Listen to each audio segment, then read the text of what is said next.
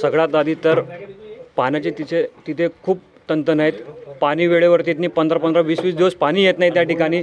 साफसफाई नाही. आमच्या महिला भगिनींना खूप कष्ट घ्यावे लागतात आणि प्रत्येक भुसावळचा नागरिक हा टॅक्सच्या रुपयामध्ये तिथे टॅक्स भरतो. त्याच्या पैशाची उलाढाल न होऊन, त्याचा पैशाचा सत्यानाश न होऊन विकास कामं कसे झालं पाहिजे यावरती लक्ष दिलं पाहिजे. आणि आमच्या प्रभाग 20मध्ये भरपूर बोगस कामं झालेले आहेत. आणि आता पुढचं काम आम्ही पुढचं विजन घेऊन चालतो. आमचा मुद्दा फक्त एकच अजेंडा आहे. आमच्या पंचशील नगर असो, गंगाराम प्लॉट असो, प्रभाग क्रमांक 20च्या परिवारांचा विकास कसा घडेल, तिथे विकास कसा होईल यावरती आम्ही लक्ष देऊ. कुठलंच राजकारण न करता आम्हाला जो विकासासाठी मदत करेल आम्ही त्याच्यासोबत राहू. आणि जे कुठले अधिकारी असतील पाणी वेळेवरती नाही देणार, आम्ही प्रेमाने सांगू. जर नाही असेल तर आम्ही धारेवरती धरू त्यांना. आमची सगळ्यांना एकच विनंती आहे की विकासा कामासाठी आम्हाला सगळ्यांनी मदत करावी व आम्ही त्यांच्यासोबत विकास कामासाठी आम्ही त्यांच्यासोबत आहे. प्रभाग 20मध्ये इतकी दुर्गंधी आहे, रस्त्याचा कुठलाही पत्ता नाही आहे.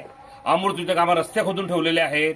पाण्याचा प्रश्न गंभीर आहे. त्या ठिकाणी माझ्या भगिनींना पाणी मिळत नाही.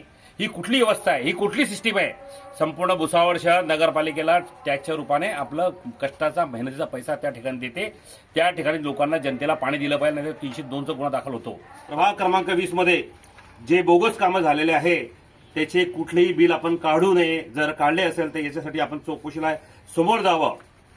कारण बोगस बिल लोकांचा कष्टाचा पैसा, घामाचा पैसा आहे. त्या ठिकाणी बोगस बिल, चुकीचे कामं केले आहे, त्यांचं कुठलंही बिल आपण काढू नये. त्या प्रभागाचा नगरसेवक राज विजय चौधरी आहेत. त्यांना विचारल्याशिवाय तिथं कुठलेही काम करता कामा नये. तुम्ही चांगलं काम करा मुख्याधिकारी महोदय. आमचा संपूर्ण परिवार तुमच्या पाठीशी उभा राहील. तुम्ही चांगलं काम करा. युकासाठी आम्ही तुमच्या सोबत आहे. तुम्हाला कोणाचा त्रास असेल तर आम्हाला सांगा, आम्ही बघू. एकनाथराव शिंदे हे आमचे मित्र आहेत. तुम्हाला माहिती आहे, माझे बरेच मित्र आहे. या ठिकाणी तुम्हाला कुठलाही त्रास होणार, तुमची कुठलीही चौकशी लागू नाही. कोणी फालतू करत असेल तर आम्ही तुमच्या बाजूने उभे. फक्त आमची विनंती आहे की आमच्या प्रभाग क्रमांक 20मध्ये आपण दिलेले कामाचं, आम्ही लोकांना दिलेलं वचनाचं आपण सहकार्य करावं. यासाठी आपल्याकडे विनंती करायला यासाठी आलो आहे. मनापासून आपली तब्येत खराब असताना आपण आम्हाला वेळ दिली याबद्दल आपले आभार मानतो.